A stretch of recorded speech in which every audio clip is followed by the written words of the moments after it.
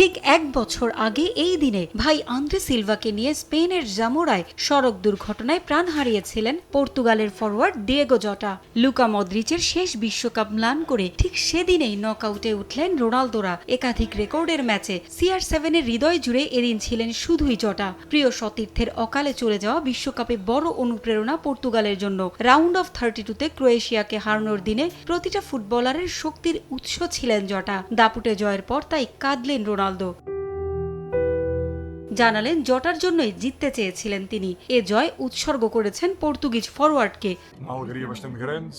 জটাকে হারানোর পর থেকে প্রতিটা দিন আমি কষ্ট নিয়ে বেঁচে আছি।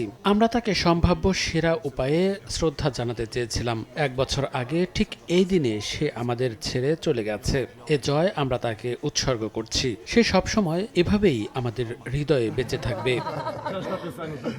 মদ্রিচের হৃদয় ভেঙে জয়ের পরেও প্রিয় বন্ধুকে কিংবদন্তি হিসেবে আখ্যা দিয়েছেন রোনালদো। শীর্ষ ১৬তে স্পেনকেই প্রতিপক্ষ হিসেবে চেয়েছিলেন CR7। জানালেন হাতে সময় আছে, সেরা প্রস্তুতি নিয়েই স্পেনকে হারাতে চান রোনালদো। গত বছর ৮ জুন নেশনস লিগের ফাইনালেও দেখা হয়েছিল দু দলের। সেবার লা রোহাদের ৫-৩ গোলে টাইব্রেকারে হারিয়ে শিরোপা জিতেছিল পর্তুগাল। তবে সেসব অতীত ভুলে সামনে এগোতে চান CR7। স্পেন শক্ত প্রতিপক্ষ, আমাদের হাতে সময় আছে, এখন বিশ্রামের পালা। এরপরেই আমরা পরিকল্পনা করে এই ম্যাচের জন্য এগোতে চাই। কঠিন লড়াই হবে, তবে আমাদের জিততেই হবে। টেক্সাসে আগামী ৬ জুলাই শীর্ষ ১৬তে মুখোমুখি হবে পর্তুগাল ও স্পেন। পারভিন আক্তার, সময় সংবাদ।